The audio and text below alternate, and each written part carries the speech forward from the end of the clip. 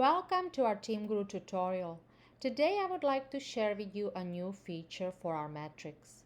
With this new feature, your metrics information will be easily accessible. It will be visible in all the dashboards where your metric is used. You will have more space to use for metrics definition and all its information. And the main change is that you are able to link your metrics to any related documents or even external links. And that will help you that everyone can understand how to report data correctly while following company standardized procedures. Everyone will be on the same page. So let's get started.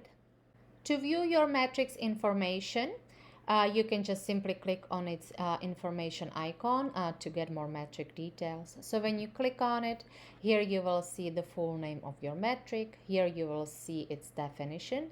As you can see, you have a plenty space for any information regarding your metric. And also, as I mentioned, you are able to link your metric to related documents, either to a document within the system from any modules, or also external link. And all this information is set up in the metrics setting, so only authorized people with the sufficient rights can modify it.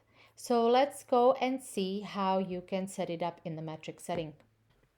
And to set it up and get to your metric settings, you can either go directly from here when you click on this added pencil to get to your metric settings. You can also click on any of your metrics in your dashboard, and when you click on it, it will give you the same option. Or you can also go through metric dashboards and metrics. So let's say that we'll go from here. So that will take us to the metric settings.